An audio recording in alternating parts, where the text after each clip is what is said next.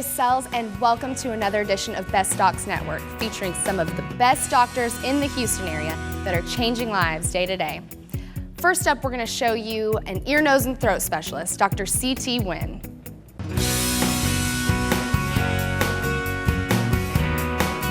I was experiencing a sinus, like an ongoing sinus infection for like the past 2 years. I was feeling congestion in my nose and ears and throat, fever, body aches, headache. Alondra can't breathe through her nose. She feels pressure in her face, her ears, and most importantly, she had this constant post-nasal drip that make her cough all the time. Constant feeling like you're tired. You know, you're feeling like you've got to go to work, but you feel not 100%. And it would also affect my social life because I was always so tired out of feeling sick that I would just decide to just stay in and not really go out. Upon examination, I noticed that her nasal cavity and sinus are completely blocked. She can't breathe through her nose, and decided upon a plan of treatment that consists obviously of allergy avoidance and allergy control combined with a turbinate coblation. It's a technology using radio frequency to reduce the swelling on the side wall of her nose, increasing her capacity to breathe through her nose and improving her nasal allergy symptoms.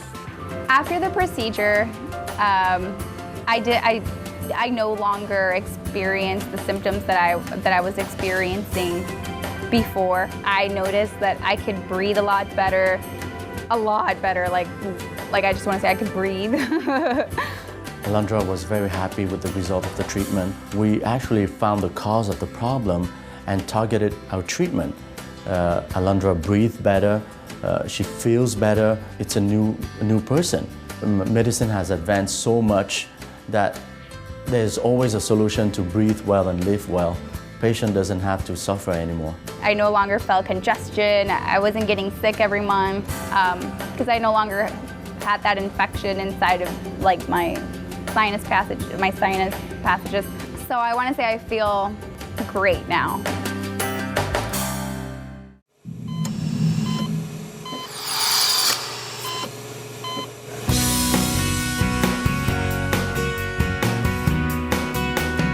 In today's Ask the Doctor, Ricardo from Houston has a question for Dr. Annie. Do all heart attacks cause chest pain?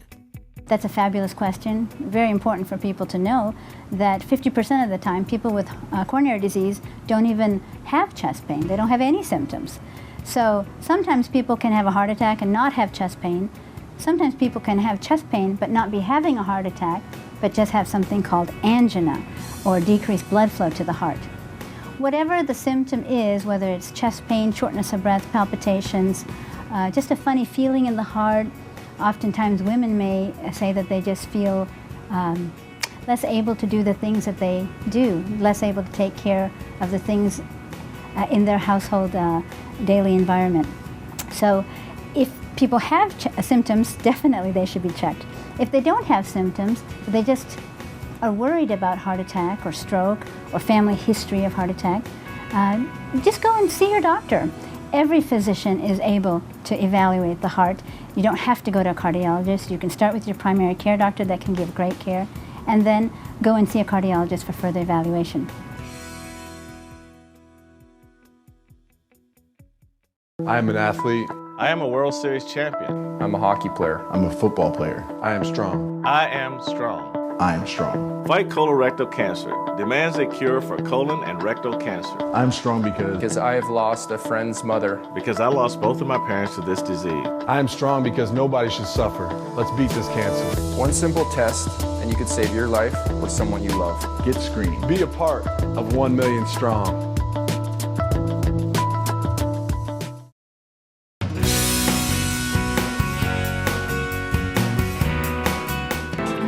The need for vaginal rejuvenation isn't always talked about, but it is a common problem. Dr. Imtiaz explains why.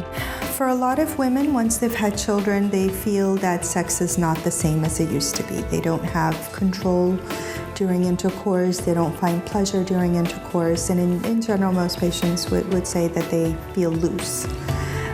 If a woman feels loose, then she has the option of having a vaginal rejuvenation done. And it's a procedure where I would reconstruct the pelvic floor muscles and also tighten the vagina in order to give her better sensation during intercourse. Appearance can also be a cause for surgical intervention. If a woman is concerned about aesthetically the way she looks, that surgery can also be done. As a vulva ages, you may notice wrinkling or loose skin on the outside, or some women, even as young women, notice that the shape of the external genitalia is not pleasing. But age doesn't necessarily determine the need for vaginal rejuvenation, as young women are sometimes candidates as well. It's not uncommon for me to see a patient who's young, maybe even in her late teens, who has labia minora that are so elongated that she's embarrassed to wear a bathing suit. And it changes their life when you can improve the appearance and give the woman a confidence that she may be needing. Thanks to Dr. Imtiaz and her vaginal rejuvenation procedure, her patients are living a fuller, more confident life. But vaginal rejuvenation in its true sense, it's more for tightness and function, but we can also change the way you look. All the videos that you've seen today and hundreds more can be viewed at our website, bestdocsnetwork.com. Up next, we have vein specialist Dr. Peter Morgan.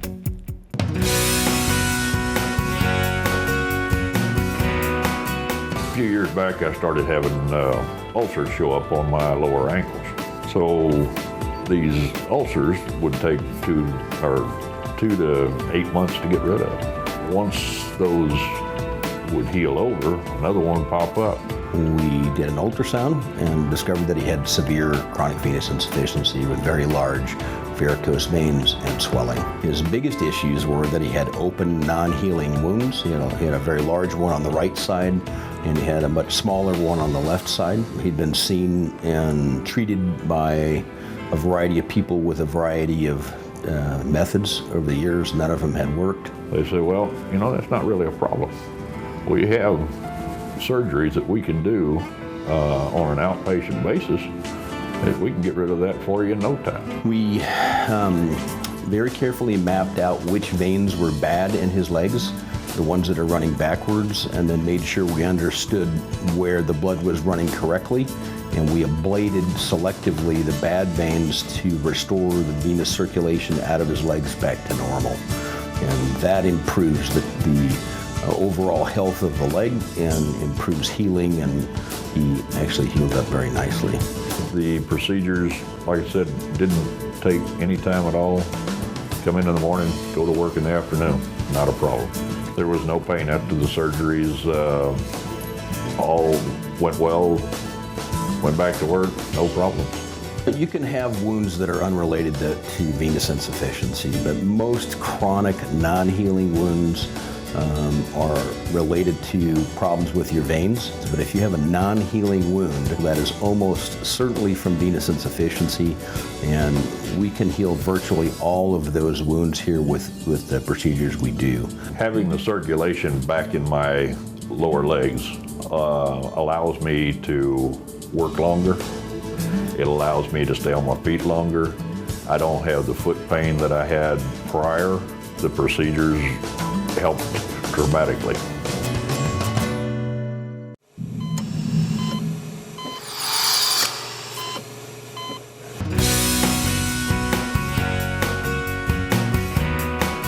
Yeah, I lost a couple, and the rest of them started getting loose, and it was something that took about 5 or 6 years to happen. It just suddenly came on, though. Yeah, George, his teeth were in an end stage and that they were decayed, and he also had periodontal disease, bone loss around his teeth. His teeth were chronically infected. They had become loose. Also, there was a cosmetic problem with his teeth, and George is a very outgoing person and likes to smile and has a great smile, and so his smile just didn't suit his character, not to mention the health of his teeth. It was really driving him down. I was kind of getting to the point where things that required real chewing, particularly in the back of my mouth, was getting more and more difficult. With George, what we did was removed his teeth. Now in him, we focused on his lower jaw. And from a financial standpoint, many individuals decide to maybe focus in one jaw versus the other. Now granted, with him, we could have done both of them simultaneously, but for whatever reason, and oftentimes it's schedules, their busy work schedule, also finances, that they'll sometimes stagger the case to suit them better. And with George, we focused in his lower jaw and we removed all of his teeth, upper and lower, but we put the implants immediately in his lower jaw. I'm feeling fine now. I'm back to the point of eating anything. There's no problem. We're continuing on. I'm not quite through with all the procedure, but just about. And that is a misconception that we're seeing right now with the advertising, where it talks about get this all done and completed in one day. Reality is the final is usually done later down the road once the body has fused to the implants. And the textbook answer for that is at least 3 months, but it can be as long as anywhere from 3 to 6 months. But the standard of care is to keep the patient in a provisional, a prototype, if you will, for a period of at least 3 months. According to my experience, no question about it. Don't be waiting on it. The earlier you start some treatment, clearly the better. For more information or to check out hundreds of great videos, head to our website, bestdocsnetwork.com. Up next, we're going to show you interventional cardiologist Dr. Annie Varughese.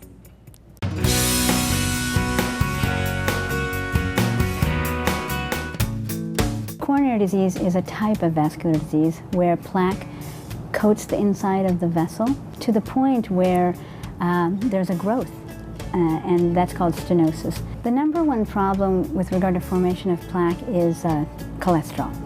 So we have different types of cholesterol, LDL cholesterol. We have HDL, which is the good cholesterol, LDL being the bad.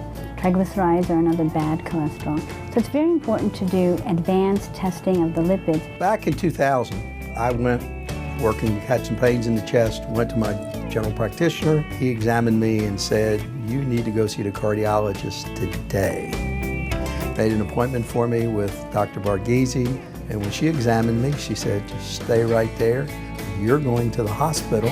The case of Thomas Cole is quite interesting. He came at the beginning of my practice years. I've been practicing for 18 years now. And Thomas Cole came as a new patient and just complained of intermittent chest pain. We proceeded to take care of him, and he proceeded to die on the table and had no heartbeat. So we, of course, started resuscitative measures immediately and quickly transported him to the cardiac catheterization laboratory. Found a severe blockage in the right coronary artery, and that's why he had become hypotensive. His blood pressure had dropped, his heart rate had slowed down to nothing, and he had stopped. So in the office, I pounded his chest and started CPR, and then we took him to the cath lab. I was very lucky. I mean, if you're going to have that kind of thing happen, being in a cardiology office is one of the better places to be.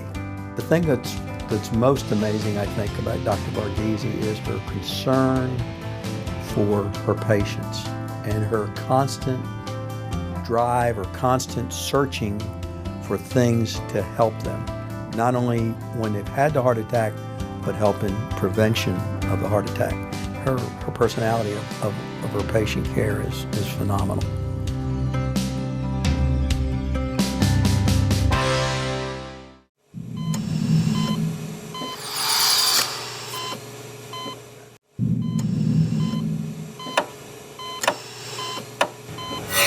You hear a lot about ADD in adults nowadays. A lot of people think they have it, but let me help you understand this a little bit. If you walk into a room and you can't remember why you're there, or you're having trouble getting everything done, that doesn't mean you have ADD. That means you're just kind of a normal human being. ADD is really a pretty pronounced symptom and syndrome in an adult. For example, you may be doing something at home on a scrapbook for the kids and you hear a bus go by outside or a truck go by and you lose your total focus and can't get back into it. That's sort of like ADD. Or you hear a phone ring down the hall at work and you lose your concentration on your computer screen. There are tests for ADD, and there's great drugs for ADD. Here's the problem. ADD drugs, they're sort of like a form of speed. They're going to make anybody feel better. They're going to make you think quicker, have more energy, get more done. But if you don't have ADD, all you're doing is taking a drug that's speeding you up, and it's really not good for your heart. So you really need to be tested to be sure you have ADD.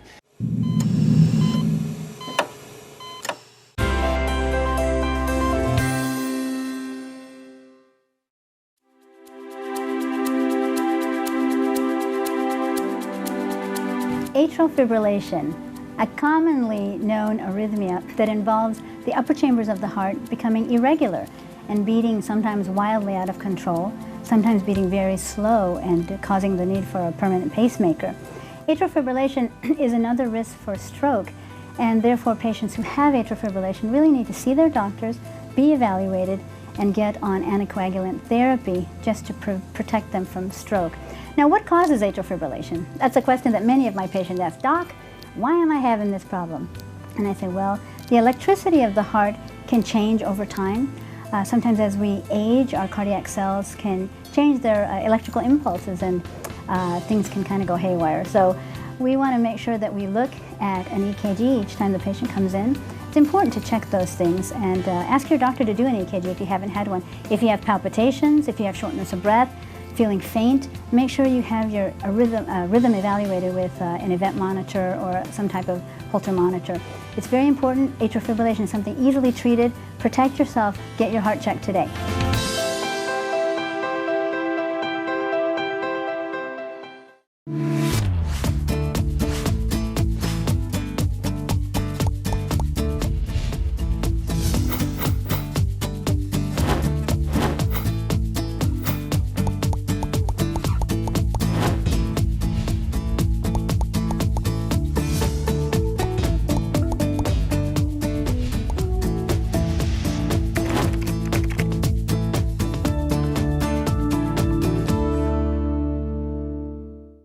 Did you know that you can go to our website, bestdocsnetwork.com, and request an appointment with any of these doctors that you've seen today? Up next, we have for you smile specialist, Dr. Guy Lewis.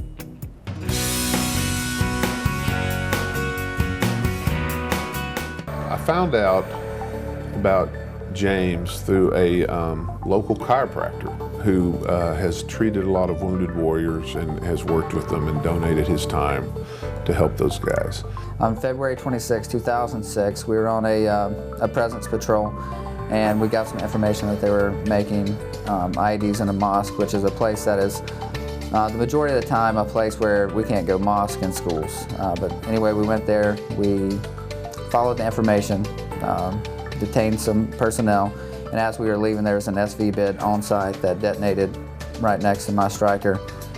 A piece of shrapnel entered through my helmet over my left ear and gave me a skull fracture, a windshield skull fracture. He was in Walter Reed for a long time, coma, trauma, and he's made a remarkable recovery. He's self-conscious about his teeth.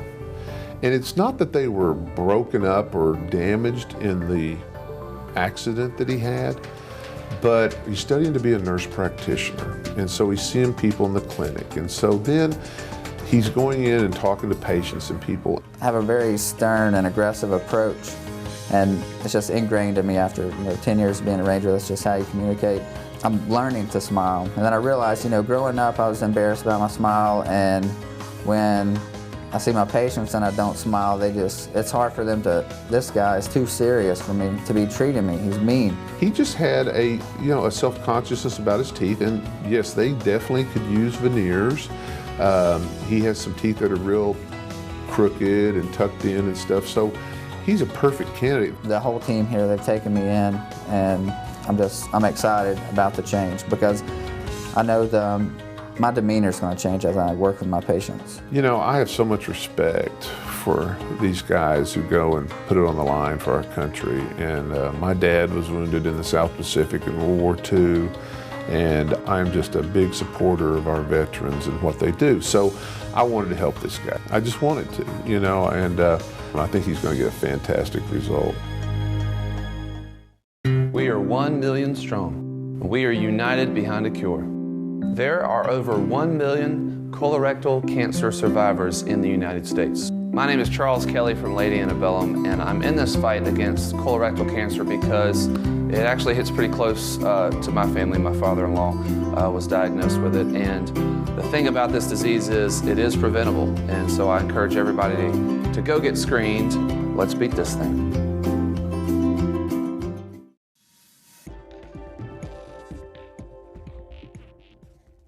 Welcome. Today we're here with Dr. David Fish, who's the Director of Interventional Cardiology at the Texas Heart Institute. Dr. Fish, thank you so much for joining us today. It's my pleasure. So we know that you have done so many wonderful things in your career. Today we have just a few minutes to talk about one of your great interests is transcatheter aortic valve replacement. Could you tell the audience what is that? Well, for many patients, especially those reaching older age, often the aortic valve, which is the main outlet valve for the pumping chamber of the heart, becomes narrowed or stenotic because of degenerative changes of the valve. Ordinarily,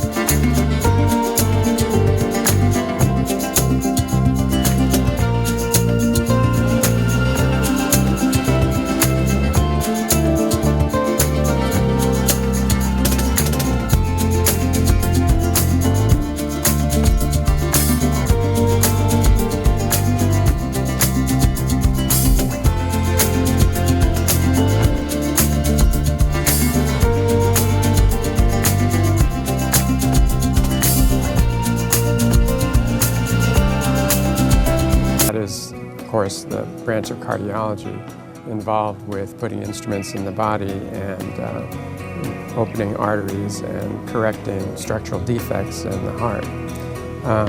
It's been my great privilege to have trained a great many of the operators who have gone out from the Texas Heart Institute into the community and to other places in the country and have brought forth the skills they've learned over there. I know that you have been my favorite teacher in all of my career, and I thank you in front of the world for being such a fabulous teacher about cardiology and about life. You're very kind. Thank you. We just have a few more moments. What would you like to tell the public about the Texas Heart Institute and perhaps getting their evaluations done here? Well, the Texas Heart Institute has a long tradition of research, patient care, and of course teaching. And in this kind of environment, I think patients get the best possible care and the most astute kind of understanding of their problems and their specific needs. In addition, of course, with the critical mass achieved here with all of the different researchers and the different clinical efforts and the different programs, every patient has a chance to get the very best of what cardiology has to offer. Well, we thank you so much. You've been such a tremendous force here in the Texas Heart Institute and in my life, and I want to thank you. Thank you.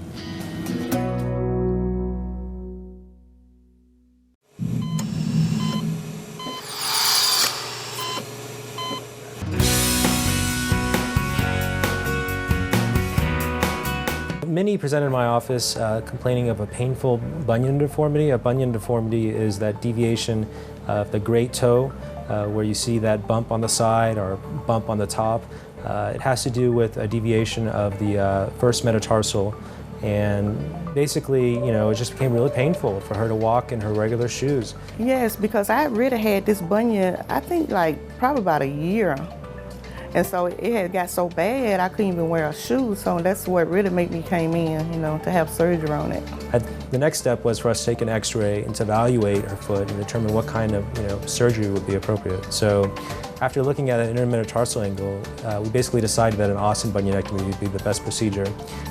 And so that's what we ended up doing. After I had the surgery, I felt much better. You know, no pain. You know, it just felt better. And I was so happy, you know, to get it done. I mean, as long as you address the underlying etiology, the cause of it, then you're not going to get a recurrence, and it's wonderful. I mean, you know, people suffer from painful bunions all the time. It can be painful to the point that you can actually develop an ulcer at the side bump, because first it gets red, and next thing you know, you have a wound. And that can be problematic, because then you can get an infection to the bone. I mean, it's not sore or nothing. It just feels better. And so he really do a good job, and he makes me feel comfortable. I mean, he's a real good doctor. Bunion surgery has a bad knock to it. You know, a lot of people are concerned that they've heard from their neighbor, or they know someone at work who's had the surgery and it's extremely painful. I have some patients that have zero pain from the bunion surgery, but I can keep the area numb for 3 days with a pain pump, which is a device that just gives continuous drip of local anesthetic and keeps it nice and numb. Because really, inflammation is the first part of wound healing, and that's in the first 72 hours, so the first 3 days. It's a great relief for patients. Really, 2 weeks of just not putting weight on it, and you know, we've really come a long way with our surgeries.